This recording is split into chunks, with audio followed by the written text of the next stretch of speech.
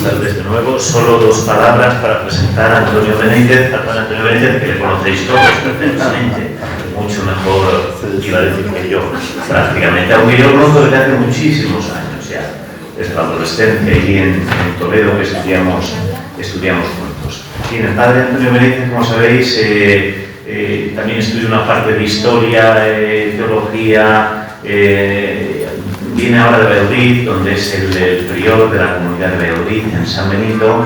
Estuvo también varios años aquí, en esta casa, bastantes años, unos 10 o 12, según me decía ahora, y en otras casas también de Madrid, en las que hemos coincidido mucho.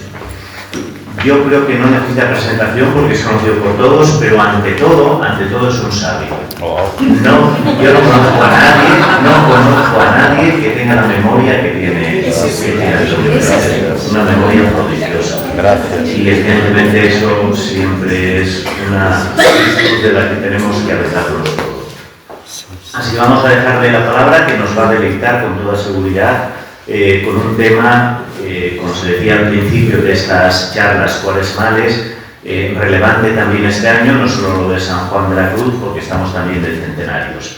El título de la charla, como tenéis ahí en el programa, Ana de San Bartolomé, testigo del amor de Cristo. Así que, Benítez, tienes la palabra.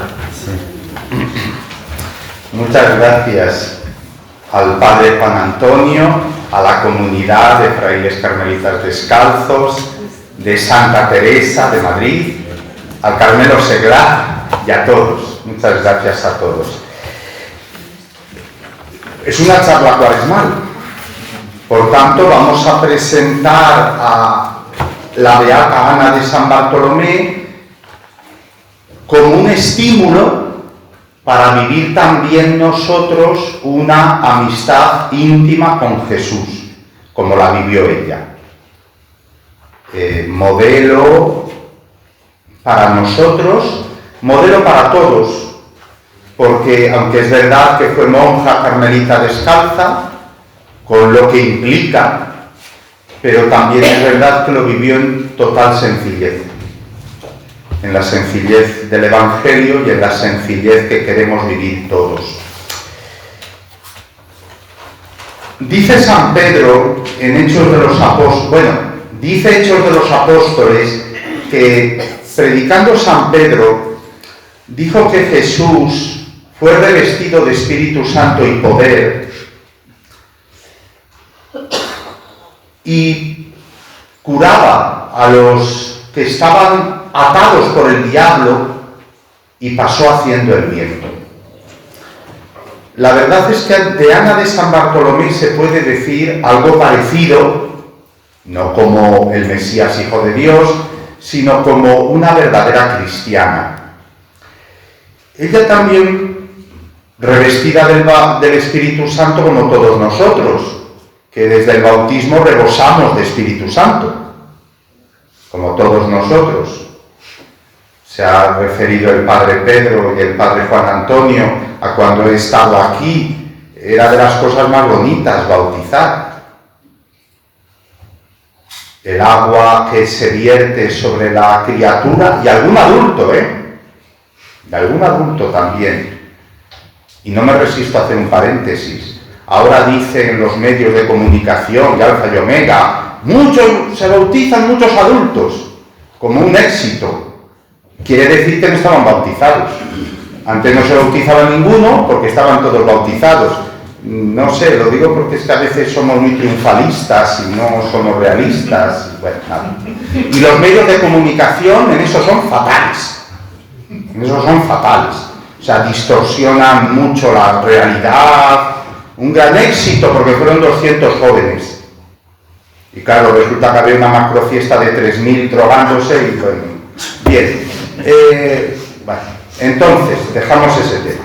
Pero también es verdad que tenemos que, si no reconocemos la pobreza en la que está la Iglesia hoy día aquí, en otros países no, cuidado, aquí, me entienden, tenemos que ser muy realistas. Bien, cuando se bautiza, se vierte agua sobre la cabeza de la criatura o del adulto y que era empapado de la Trinidad. El Dios viviente le empapa.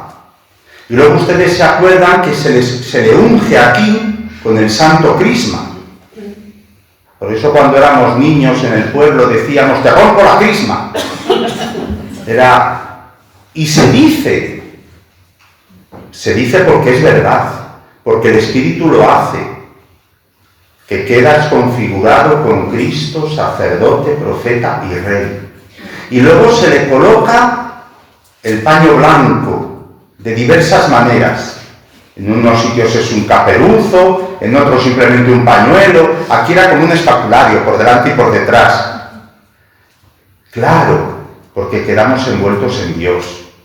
Ese misterio de la transfiguración del domingo pasado es real.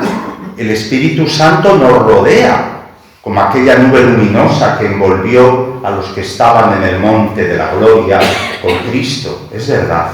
Bueno, pues esta es Ana de San Bartolomé, bautizada, y vivió el bautismo en plenitud.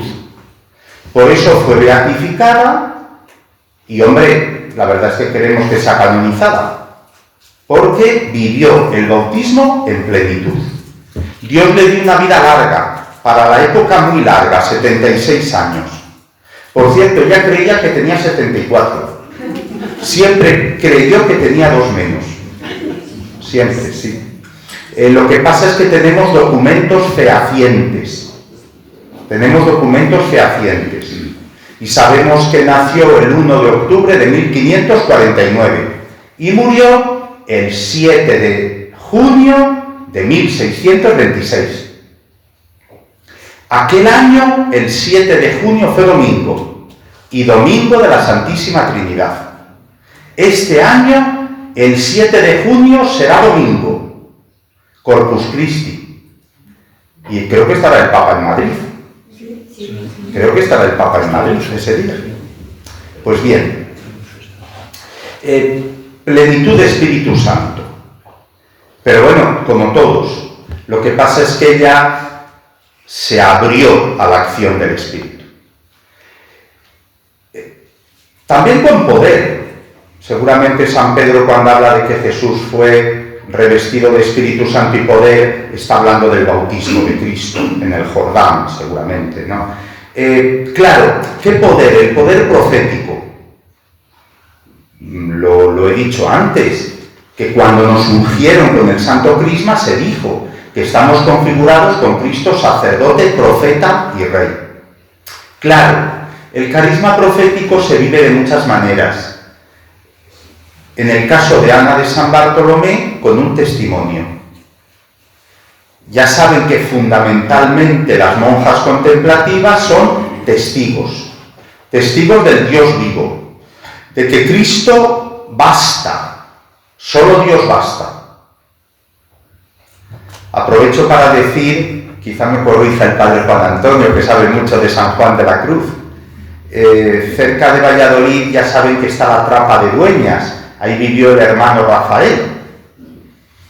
Y él escribía y decía en una situación muy dolorosa. Los últimos años fueron muy dolorosos. Por la diabetes, estamos hablando de un chico que muere con 27 años, y también porque no le entendían. El maestro de novicios no le entendía, no le entendían. Y entonces él escribe y dice, solo Dios. Bueno, pues leyendo eso yo he pensado que las famosas nadas de San Juan de la Cruz van por ahí. Solo Dios y nada más. Nada más que solo Dios. He pensado que va por ahí. Y en el monte nada, claro, porque nada me llena más que Dios. En el monte estás vacío de todo y por tanto lleno de Dios. Bien, Ana de San Bartolomé entonces tiene una gran capacidad para testimoniar al Dios vivo. Y en ese sentido es una gran testigo.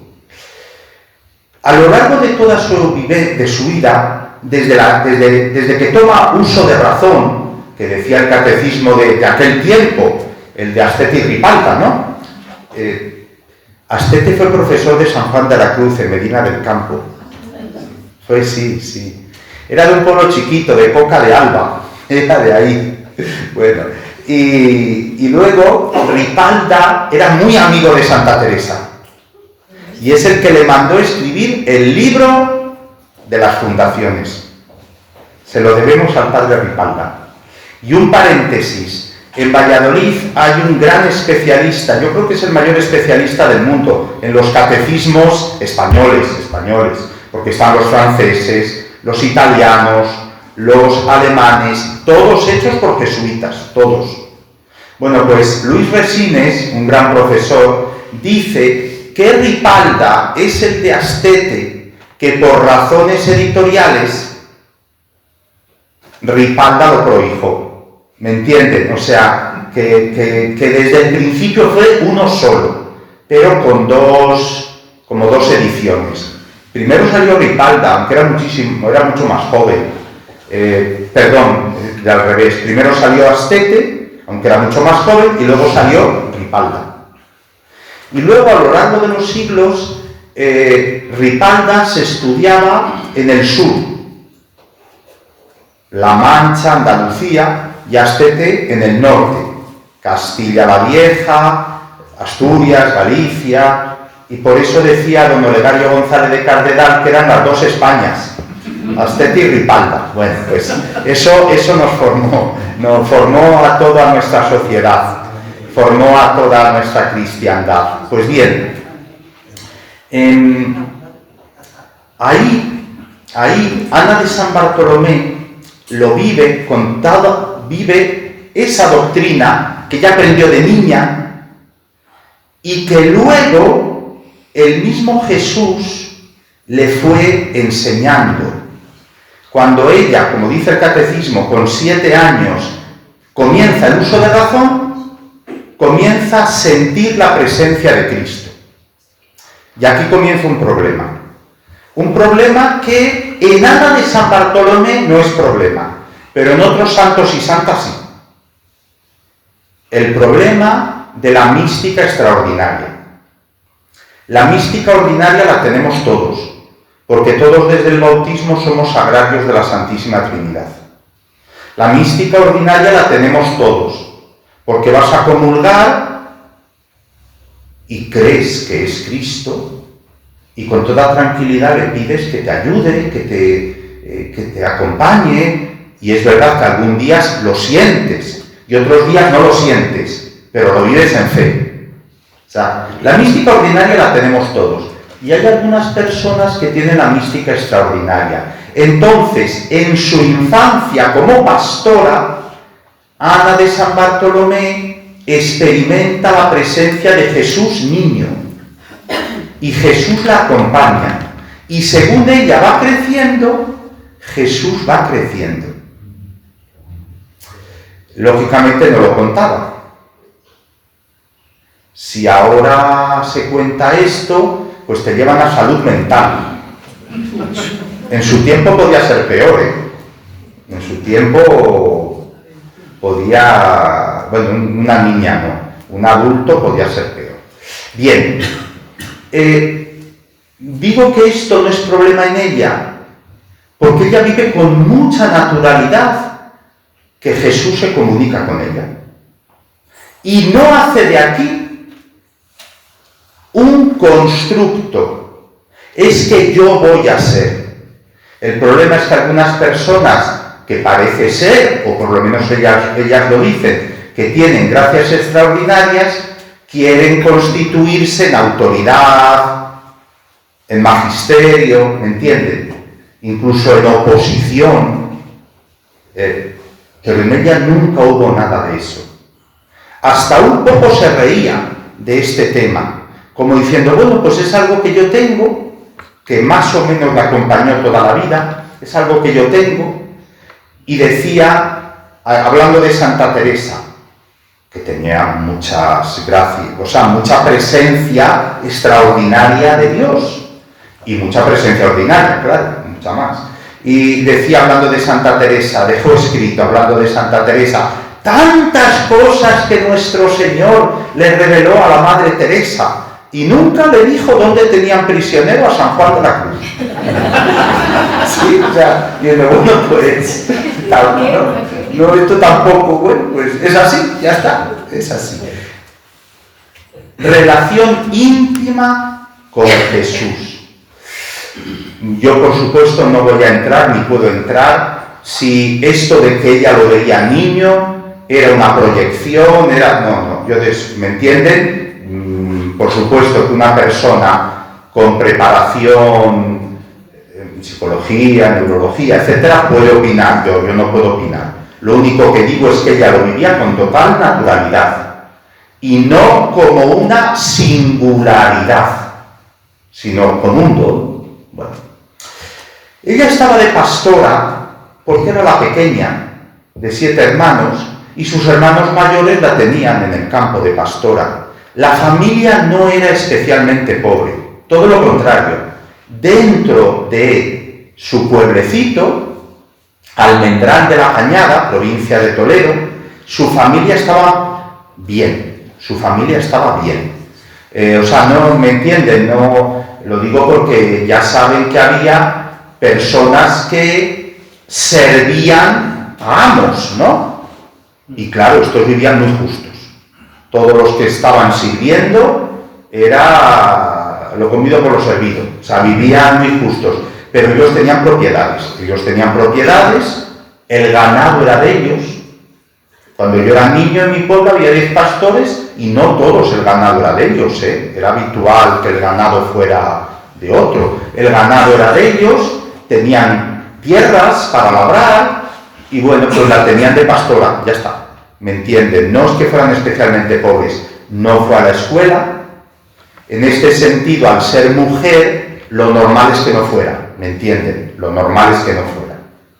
Porque incluso en las hidalgas, que no trabajaban, que estaban en casa, no iban tampoco, ¿me entienden? O sea, en aquel momento, por desgracia, la educación de la mujer era muy, muy limitada. Ella en un momento dado siente muy fuerte la llamada de Cristo a ser su esposa y como su pueblo pertenecía a la diócesis de Ávila y era el dueño del pueblo, el señor del pueblo, vivía en Ávila, porque su pueblo y los de la comarca eran de una rama de la familia Dávila. Los Dávila eran diversas ramas. Algunos eran muy ricos, los marqueses de las Navas del Marqués, los marqueses de Velada, estos eran muy fuertes. Y esta era una rama menor, eran los señores de Villatoro, un pueblo muy bonito, que hay un puerto ahí en Villatoro, ahí hay un puerto, es un sitio muy bonito. Y además tenían algunos pueblecitos que ahora es provincia de Toledo, ¿no? Entonces su pueblo jurisdiccionalmente era de Ávila, a nivel civil, y a nivel religioso lo fue hasta 1956. Ahora es, en todo, tanto civilmente como eclesiásticamente, es Toledo. Entonces ella lógicamente va a San José de Ávila, a través de intermediarios, y cuando entra en San José de Ávila, con 21 años, al ser analfabeta, entra como hermana de velo blanco. En aquel tiempo, en casi todas las órdenes religiosas, había 2 clases, las coristas y las hermanas de velo blanco, no les daban el velo negro, sino el blanco, y esas no iban al coro. En el caso de las carmelitas descalzas rezaban unos Padres Nuestros, 7 por laudes, 7 por prima, 25 por maitines, ¿me entienden? Era así. Y claro, tampoco votaban, no entraban en los acontecimientos importantes. Ella, como lo más natural, lo vivió. Aparte de que al ser analfabeta no había otra posibilidad. Sí que digo que la Madre Teresa de Jesús no quiso que hubiera hermanas de velo blanco en sus conventos, pero la realidad se impuso, ¿me entienden? O sea, llegó un punto, parece ser que fue en Malagón, donde eran analfabetas casi todo el pueblo. De hecho, las monjas de Malagón en tiempos de Santa Teresa le pagaban a una señora para que enseñara a leer y escribir a las niñas. O sea, que se ve que, bueno, fue en Malagón donde comenzó a haber hermanas de velo blanco. Ella entró como hermana de velo blanco y fundamentalmente en Ávila estuvo en la huerta. Lo digo porque se la asocia mucho a la cocina, pero la cocina la hacía algunas veces. Fundamentalmente en la huerta estuvo.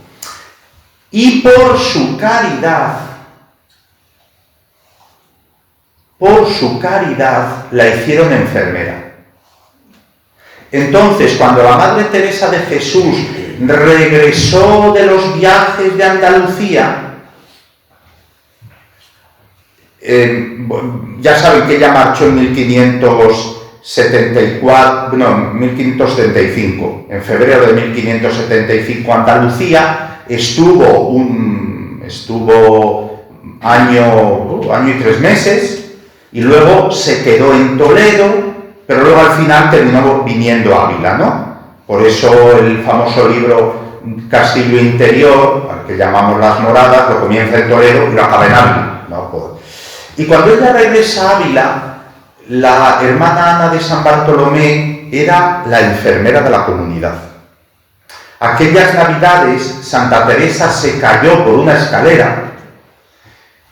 Dicen que la tiró el diablo. Bueno, también eso se vivía entonces con toda naturalidad.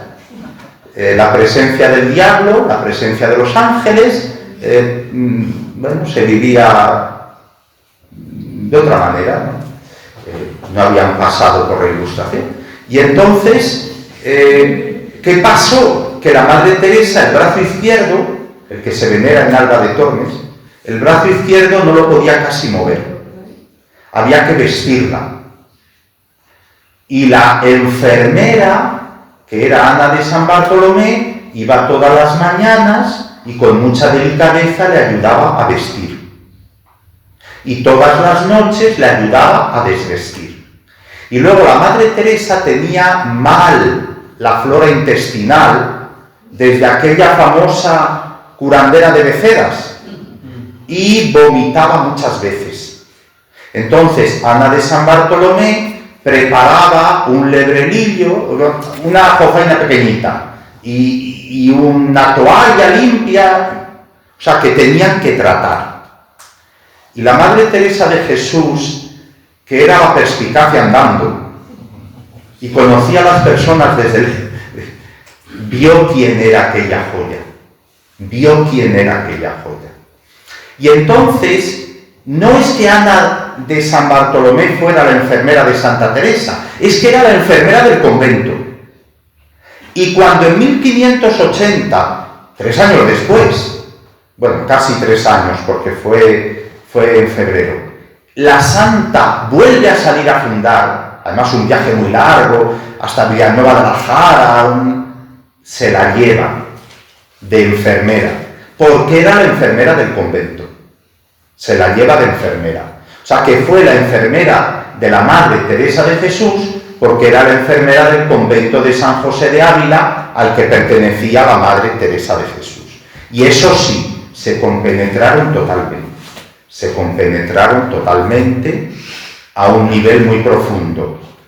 Aquí hay que decir 2 cosas. Una humana, en esta compenetración, de una manera natural, Ana de San Bartolomé revivió a su madre biológica en la Madre Teresa de Jesús.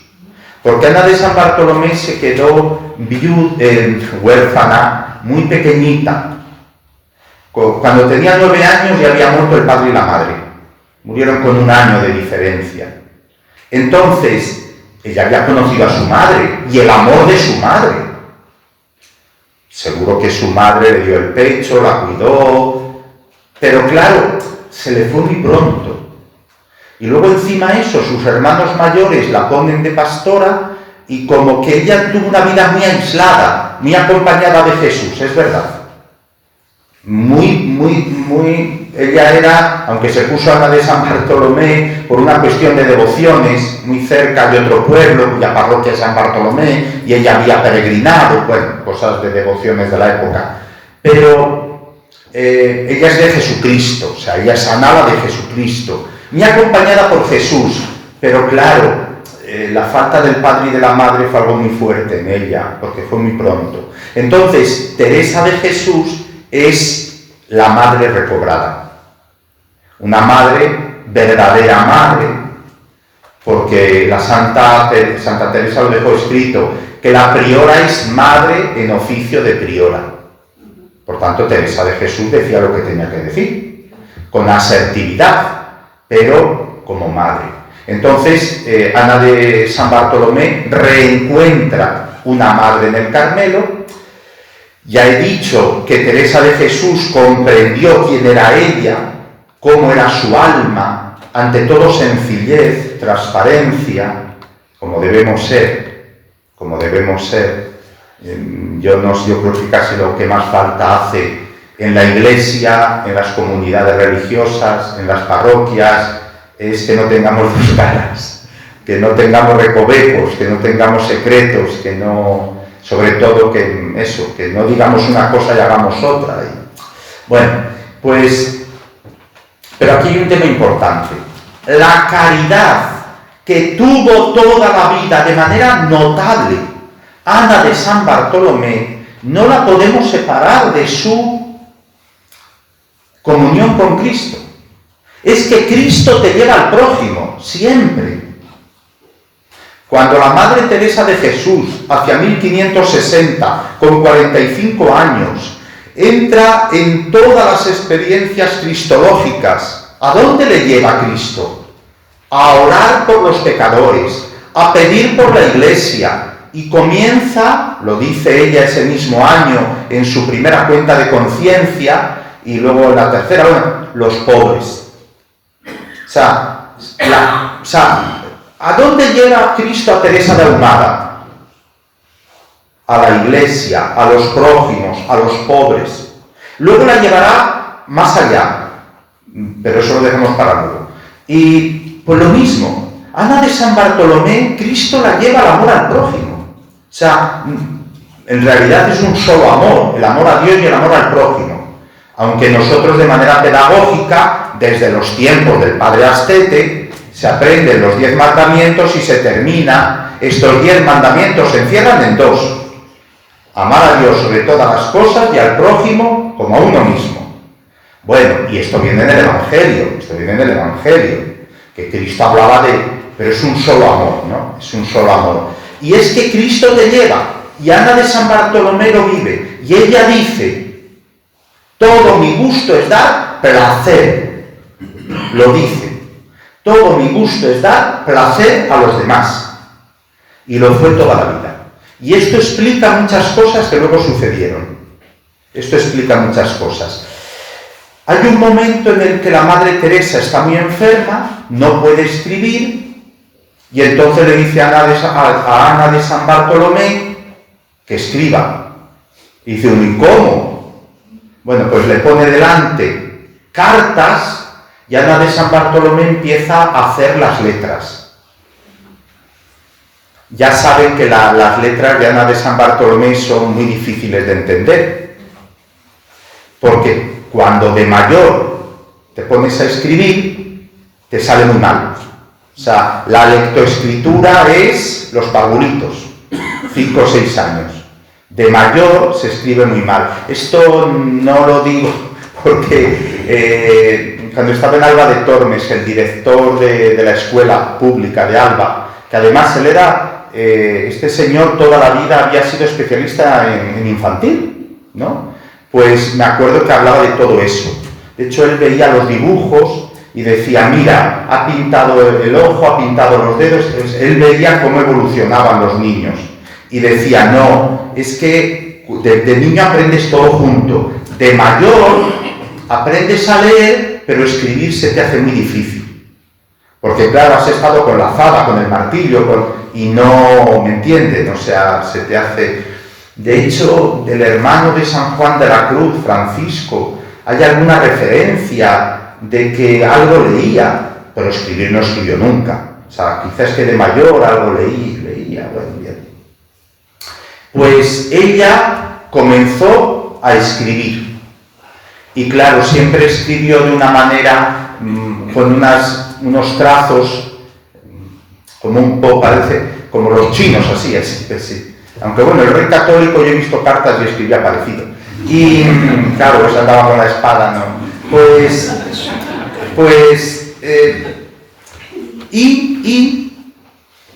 Claro, el tema de la gramática y el tema, eso nada. Imagínense cuando vivía en Francia y en Flandes. Ella, por supuesto, cuando vivía en Tours, claro, ya cogen las cartas y pone, estamos en Tours, T-U-R. Dicho sea de paso, ya quizá no leyó en francés nunca, O sea, ya hablaba en francés, pero quizá no lo llegó a leer nunca. Es fácil que no llegase a leerlo nunca. O lo leyó y no prestó atención. Pues ella comienza a leer, comienza a escribir, aprende, pues eso, con 27 años, una cosa así. Acompaña en sus viajes a la Madre Teresa, no siempre estaba con ella, pero cuando emprendía un viaje fundacional sí iba con ella, porque la Madre Teresa necesitaba ayuda. El brazo izquierdo mejoró con el paso del tiempo, porque Lorenzo, el hermano de Santa Teresa, trajo una curandera de Medina del Campo y le puso el brazo bien. Pero claro, no llegó nunca, ¿me entienden? No llegó nunca a manejarlo bien y había que ayudarla a vestir. O sea que Ana de San Bartolomé era realmente necesaria. Luego parece ser que en la última investigación que han hecho con los restos benditos de Santa Teresa, que a lo último ya saben que tenía fascitis plantar, estaba muy inclinada. Esto de inclinado ahora no tanto, pero yo me acuerdo hace 20 años, en todos los conventos había monjas inclinadísimas.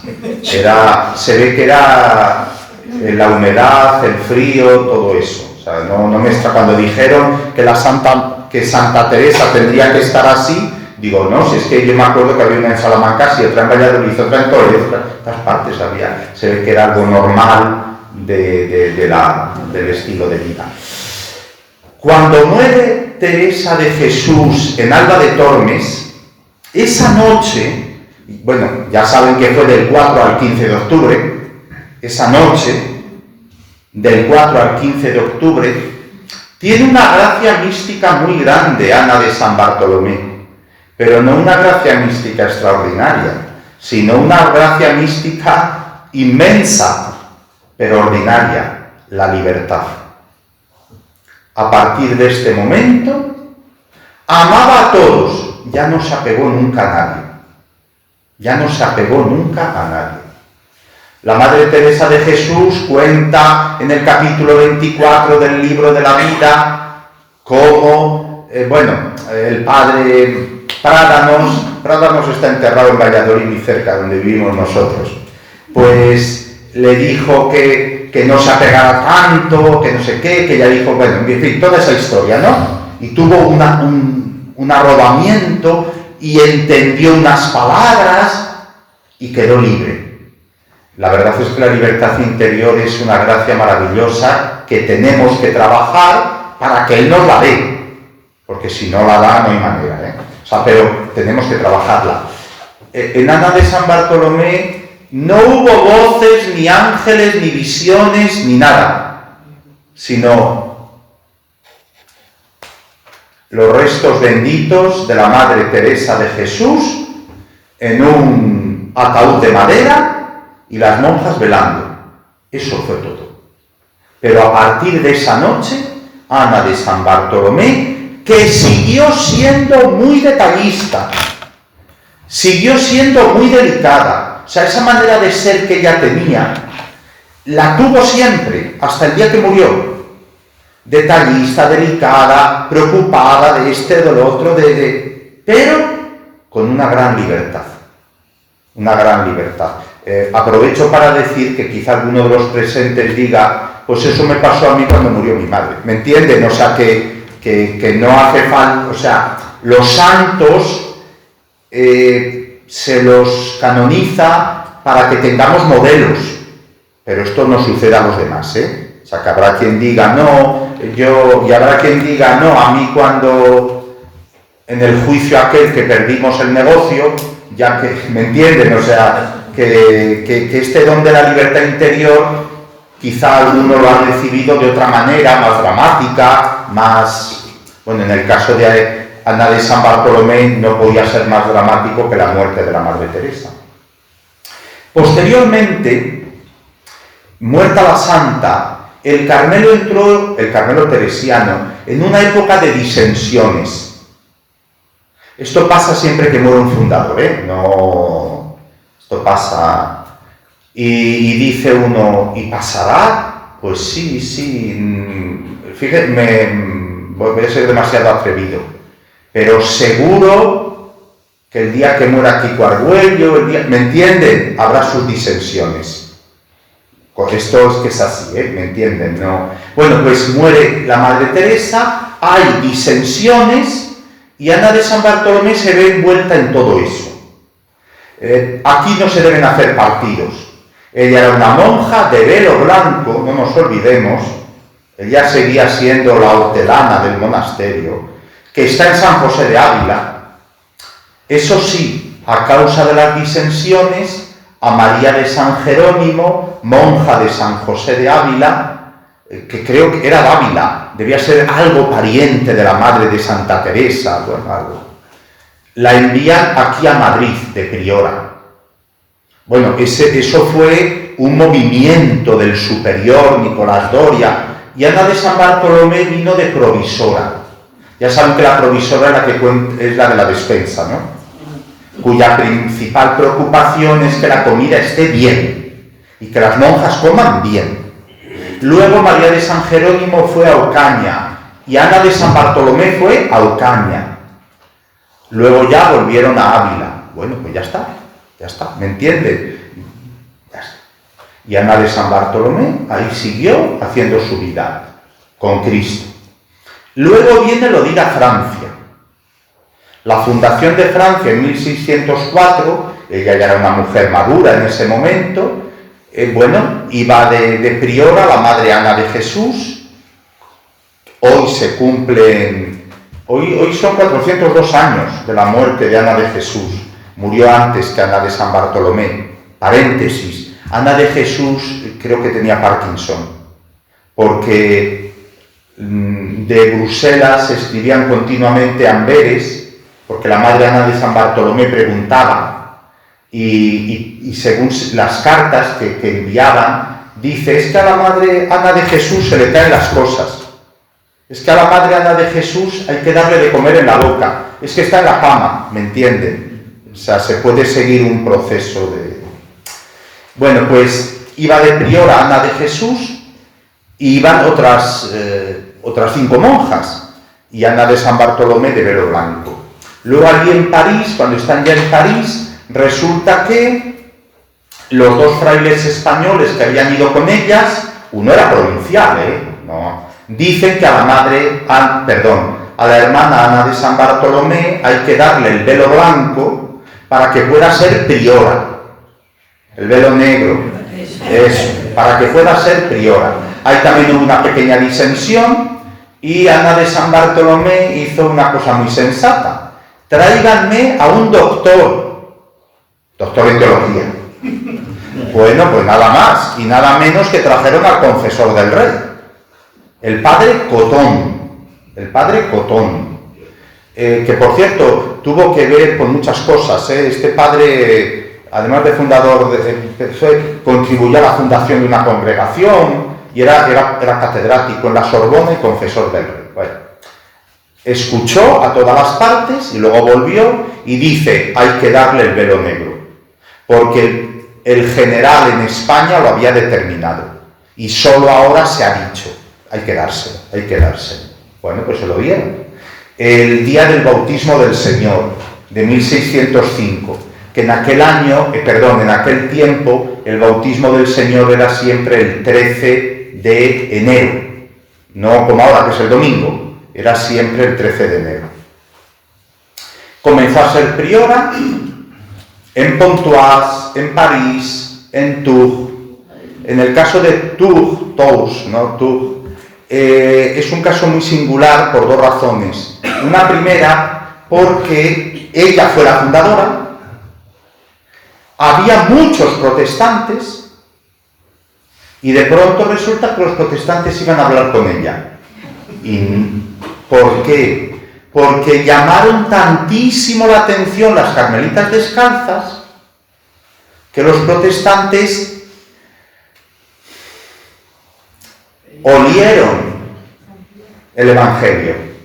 Los monasterios de Francia eran todos abadías enormes, con muchísimas posesiones. Piensen en las huelgas reales de Burgos. Cuando la reina Leonor llega de Aquitania a Burgos, funda una abadía enorme que tenía 40 pueblos y que todos los monasterios del Cister de España dependían de ella. Así era en Francia. Todas las abadías, o sea, la vida monástica en Francia, las clarisas no, pero la inmensa mayoría era señorial. Entonces, de pronto, llegan 8 monjas, eran bastante jóvenes, quitando a Ana de San Bartolomé, que viven en pobreza, en sencillez, en simplicidad. Bueno, pues, en Tours resulta que ella sufre mucho, porque Messier de Verdil, que era un gran teólogo, murió siendo cardenal, objetivamente hablando lo merecía, ¿me entienden? Era una figura descollante, pero la trataba muy mal, lo que ahora se llama abuso de poder, ¿no? E incluso de conciencia, porque no le dio un confesor, la obligaba a confesarse con él, bueno, en fin. Ella sufrió muchísimo y tuvo una noche oscura, pero ella vivió la noche oscura en comunión con Cristo. El pastor y la pastora. Esto recuerda al pastorcico del santo. El pastor se ha ausentado y la pastora está muy triste. Desde el misterio del Calvario. Cristo vive la desolación. Esto ya saben que es San Juan de la Cruz, capítulo 7 del segundo libro de la subida. La desolación profunda de Jesús desde Getsemaní hasta su muerte, algunas personas la han vivido. Seguramente Teresa de Calcuta, por las cartas que tenemos de ella, ¿no? Y Ana de San Bartolomé la vive aquí. Resulta que durante muchos años no vivió nada de esto, a pesar de los conflictos que, muerta la Santa Madre Teresa de Jesús, hubo en el Carmelo. Es ahora cuando lo vive, y además en un país ajeno. Resulta que manda más la subpriora que ella, que era una francesa, muy jovencita.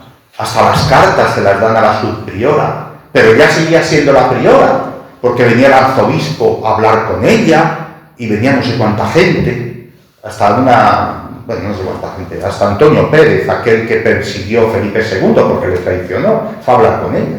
Y bueno, una situación muy difícil. Al final termina, como saben, yendo a Flandes y a los Países Bajos españoles, y allí funda en Amberes. Y Amberes, su último periodo, es un periodo muy profundo, donde ella ejerce una gran maternidad. Ya lo había hecho en Francia, mostrando a las jóvenes, tanto en Francia como en Flandes había muchas vocaciones, la espiritualidad carmelitana. O sea, ella, acuérdense de que propio en francés es limpio, ¿no? Ella decía, como hablaba, decía, vosotras para estar propias, esto lo escribe en español, pero se le pasa, vosotras para estar propias, cuando estabais en el mundo, porque todas habían sido señoritas, ¿me entienden? Todas habían sido, os mirabais al espejo. Ahora os tenéis que mirar a la Madre Teresa de Jesús. Bueno, es así todo. Ana de San Bartolomé, en su ancianidad, tiene la alegría de conocer la canonización de Santa Teresa, que además se celebró en Amberes, una cosa descollante. Bueno, una procesión que no se acababa nunca, iban 300 con antorchas, una cosa. Y los carmelitas de la antigua observancia, bueno, eso también en España, se volcaron en la canonización de Santa Teresa, una cosa, ella tuvo esa alegría. Y ahora, con esto terminamos, claro, una cosa muy interesante. Al final de su vida, ¿a dónde la lleva Jesús? Claro, no a las visiones y revelaciones, ya había tenido muchas. Tuvo esa gracia, la lleva donde él está. Hemos dicho que ella murió el 7 de junio. Pues el 2 de abril de aquel año, el segundo día de abril, en este año de 1626, me despertó nuestro Señor y me mandó que comulgase como las otras, que Él me daría la vida y la salud. A causa de sus achaques, no podía levantarse a misa. Y en aquel tiempo no te llevaba la comunión, O sea, había que estar 3 semanas enfermo para que te la llevaran. Esto le pasó a Santa Teresita, no estoy hablando. Bueno, entonces, Jesús le dio la gracia de que comulgó todos los días hasta su muerte. Claro, ¿dónde está Jesús? En la comunidad que celebra la Eucaristía y que comulga la Eucaristía. O sea, entonces ella, eso lo explica aquí, ella se despertaba muy pronto, y en la tarima, las monjas llaman tarima a la cama, en la tarima se preparaba, se levantaba, se vestía, todo eso, se lavaba, iba al coro con todas, y en misa pues estaba y comulgaba, ya está. Esa fue la última gran gracia del Señor, la comunión, porque bueno, pues es el todo de nuestra vida, Y ella muere el día de la Trinidad. Su muerte fue muy rápida. Ella siempre había dicho que no quería crear problemas. Bueno, fue muy rápida. Y esto es algo que lo vemos en Santa Teresa cuando llega el alma a la séptima morada. Se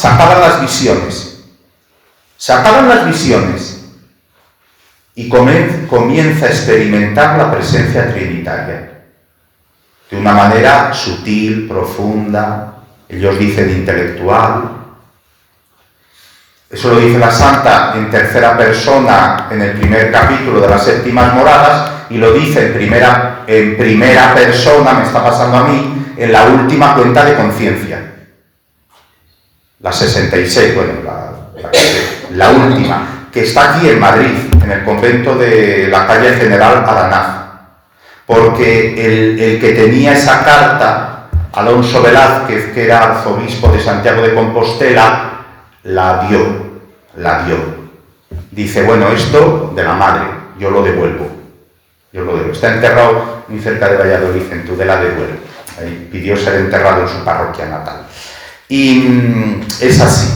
Bueno, pues esto también está en Ana de San Bartolomé y en otros santos, O sea, hay otros santos que a lo largo de su vida se han centrado en la pasión de Cristo y Cristo les lleva a la Trinidad. Cristo siempre te lleva a los pobres, siempre te lleva a la Iglesia y siempre te lleva al misterio trinitario. Y en el caso de Ana de San Bartolomé, dicen los testigos que a partir de cierto momento, en Amberes, todas las mañanas recitaba el himno O Lux Beata Trinitas, y murió el día de la Trinidad. Fue llevada por Cristo hasta ahí. Pues que nosotros nos dejemos conducir por Cristo. Amén. Gloria al Padre, y al Hijo, y al Espíritu Santo. Como era en el principio, ahora y siempre, por los siglos de los siglos. Amén.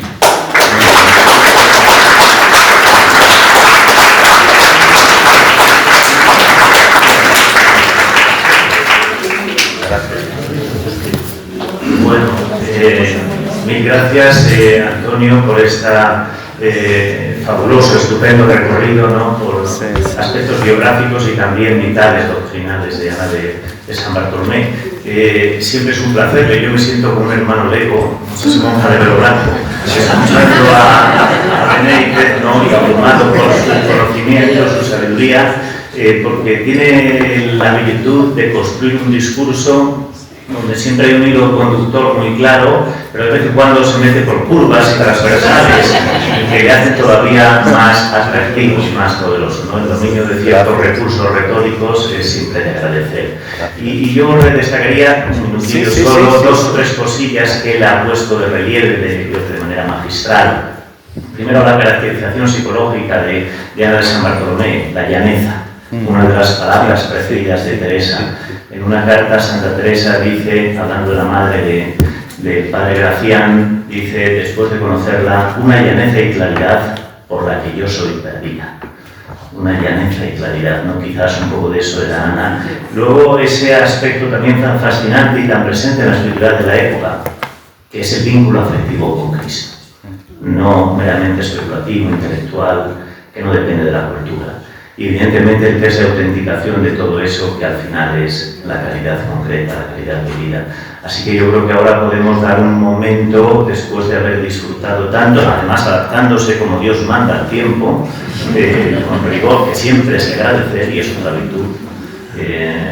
Si alguien quiere, pues no sé, hacerle alguna pregunta, cualquier cuestión que tengan en mente, pues estupendo. Sí, Emilio. Yo quería oír hablar un poquito más de esa libertad interior, tanto en general, también en el caso particular de Ana de San Bartolomé, pero es una... Sí, lo de la libertad interior, claro, es un don de Dios porque es necesario. Si no tenemos libertad interior, la preferencia natural, que eso es normal, por unas personas, y el disgusto natural con otras, hace que tengas menos caridad con unos, más atenciones con otros, o sea, desequilibra tu amor, En el caso de Ana de San Bartolomé, bueno, todos los testimonios que tenemos de ella tenemos muchos testimonios, incluso hace no muchos años es menos de 10, en Pontoise aparecieron 2 textos sobre Ana de San Bartolomé, incluso algún texto de ella ha aparecido recientemente, o sea, porque no lo saben identificar, ¿me entienden? Están en archivos franceses, etcétera, belgas, ¿no? Y todos los testimonios son eso de la atención que tenía con todas, el cuidado con todas, y eso es por la libertad interior, ¿me entienden? Ninguna sentía que a ella la amara menos o la amara más, y luego esa absoluta libertad, o sea, la ausencia de prejuicios. En aquel momento recibir a protestantes en la reja del locutorio, que eso en Tours era habitual, es una cosa, igual que recibía al arzobispo, recibía a protestantes, calvinistas, ya saben, en Francia, que iban a hablar con él. Recibió a Antonio Pérez, que desde el punto de vista del rey de España, y bueno, yo creo que era el punto de vista correcto, era un traidor, ¿me entienden? O sea, un traidor totalmente, era así. Era esa libertad interior para amar a todos, sí. Más allá de cómo te caigan, claro, no todos nos... Sí. ¿Puedo preguntar? Claro. Yo le quiero decir una cosa, pero otro poquito más también de esta santa y de todas. Yo soy de Ávila, sí, y muy cerca de todo esto que usted está hablando. Claro. Entonces, por lo que sea, pues mire, algo se percibe, como cuando está nublado el cielo y aquí caen unas gotas y allí no, bueno, pues algo. Entonces, esta santa, yo no la conocía mucho, pero ya hace tiempo que la voy conociendo. Y entonces yo quiero saber, y bueno, no es que me importe tanto, pero sí me importa.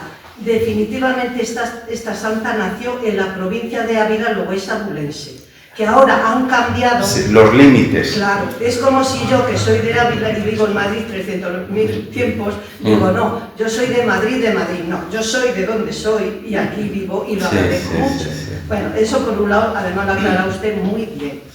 Las cosas que ha dicho de ella, como de Santa Teresa, es que, bueno, digan ustedes, ¿y esta qué dice y qué sabe? Son dones que Dios da a quien quiere y como quiere. Y eso que usted dice es verdad.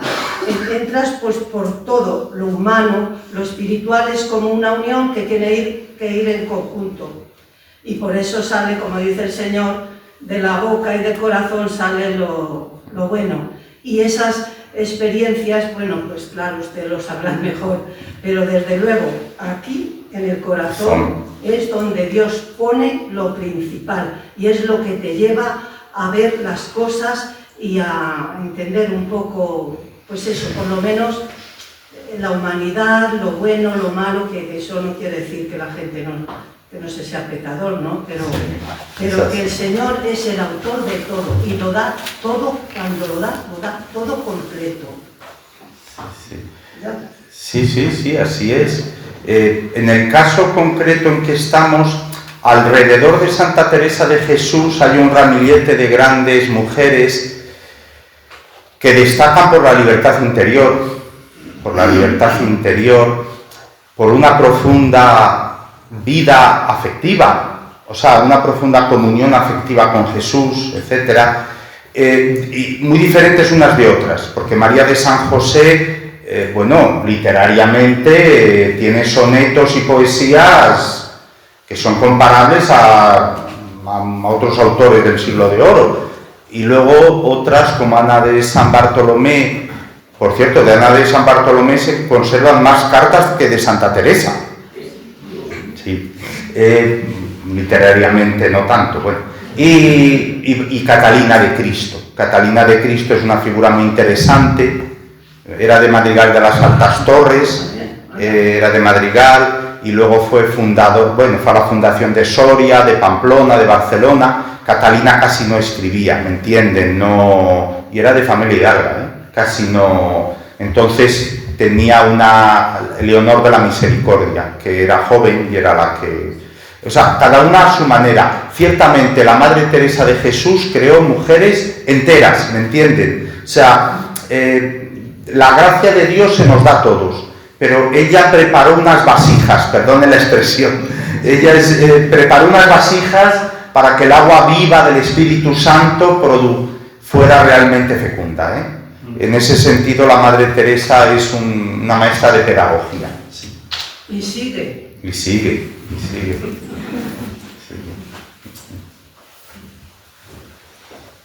Ha dicho que viajaron juntas a Ana de San Bartolomé, perdón, han dicho bien. Perdón, sí. Atrás.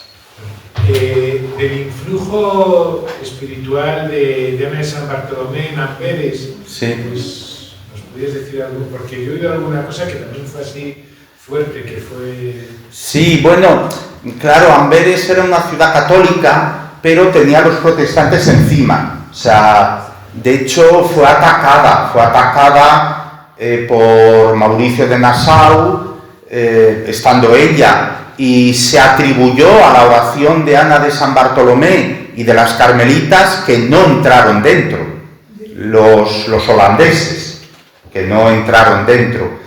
Digo holandeses, pero en aquel momento era Países Bajos, era otra comprensión de las cosas, bien, y era eso. La presencia de las carmelitas descalzas en Amberes fue un revulsivo para el catolicismo de la ciudad. Fue un revulsivo, porque durante mucho tiempo, bueno, de hecho, en los Países Bajos españoles, la parte sur, también hubo protestantes, luego en el paso del tiempo ya no, y en Holanda había católicos también, o sea, ¿me entienden? Estaba todo muy mezclado. Y fue un revulsivo muy fuerte. Por ejemplo, estábamos hablando, esto es típico de los países donde están los protestantes al lado, delante o en medio. Por ejemplo, cuando la gran procesión en honor de Santa Teresa, llevaban el Santísimo Sacramento. ¿me entienden? Como signo de catolicidad. Ana de San Bartolomé dice que llama la atención la devoción a Santa Teresa porque a nosotros los españoles nos miran un poco así, ¿me entiende? Nos miran un poco así, nos miran. Y de hecho, bueno, es una cosa, pero yo no soy capaz de opinar sobre esto, que quizá la canonización de Ana de San Bartolomé no se pudo haber motivado más en Bélgica y al ser española no se motivó tanto, quizá no se motivó tanto, porque hace como 40 años hubo un momento ahí. Ahora, por lo que sabemos, el actual obispo de Amberes desde hace años ya sí está muy en todo ello y tienen ya preparado un programa para el 7 de junio. Tienen ya preparado un programa. Sí, la presencia de las carmelitas monjas de clausura, en Francia y Bélgica fue un gran revulsivo para la espiritualidad, para la oración, para los religiosos. Sí. Para nuestros hermanos los carmelitas de la antigua observancia. Sí.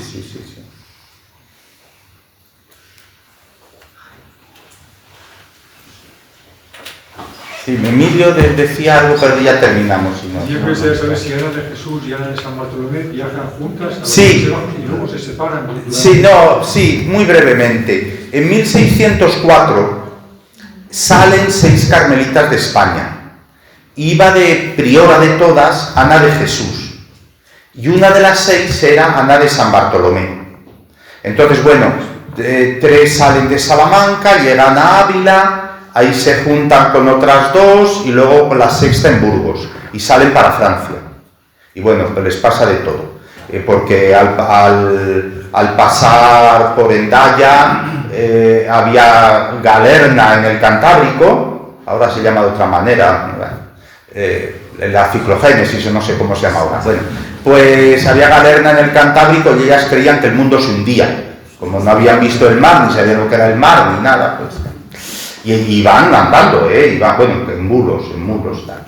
Bueno, ellas no sé cuántas aventuras. Y llegan a París, y están en París. Y comienzan a fundar. Primero Pontoise, que está muy cerca de París, luego Dijon, y aquí ya Ana de Jesús se queda en Dijon. Y luego se funda la ciudad de Macron, Amiens, luego Tours, y como Ana de Jesús no se sentía bien con los superiores franceses, se marcha a Bruselas y funda en Bruselas. Y unos años después, como 4 años después, va Ana de San Bartolomé también a Bruselas, y ahí en Bruselas es cuando ya le dicen, mire, estamos fundando en Lieja, bueno, no sé cómo se pronuncian esas ciudades, y dice, y nos piden fundar en Amberes. Y entonces Ana de Jesús se queda lógicamente en Bruselas, y Ana de San Bartolomé marcha a Amberes. Y luego continuamente se escribían. En el año 1607 llegó allí Jerónimo Gracián, que vivió hasta su muerte en el Carmelo de la antigua observancia de Bruselas, y confesaba las 2 comunidades.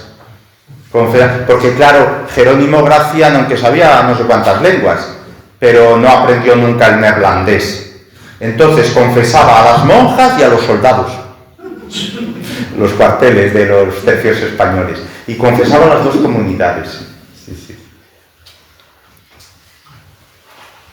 Quería hacer una pregunta muy rápida, práctica. Si tú nos tuvieras que aconsejar, para los que somos laicos en la materia, qué texto, qué escrito sería bueno para iniciarse, pero que tuviera cierta sustancia. Y junto a algún escrito suyo, alguna obra de referencia que sirva también como introducción, un estudio sobre ella. Es decir, ¿cuál podría ser que habrá? Sí, pero no es fácil. Hombre, en el caso de lo que ella escribe 2 autobiografías, que además es muy curioso porque una es 20 años anterior a la otra y son prácticamente iguales, pero que no tenía una delante de la otra. Bueno, pues yo creo que sería entrar por la autobiografía. Yo creo que sería, porque ella luego, como Santa Teresa, tiene cuentas de conciencia, no sé, y muchísimas cartas, ¿no? Pero yo creo que sería entrar por la por las 2 autobiografías, que son prácticamente iguales, ¿no? Y luego, bueno, sobre ella es una cosa como complicada realmente. Ya sabéis que hace unos años hubo una biografía que se difundió mucho, una carmelita en Flandes, se difundió mucho, y hay un vídeo de Goya Producciones, que es tipo documental, Sí, el vídeo es reciente, de hace 2 años, es reciente. Yo mucho más no te sé decir, luego si hay artículos, mucho más no te sé decir. Muchas gracias. Nada, gracias.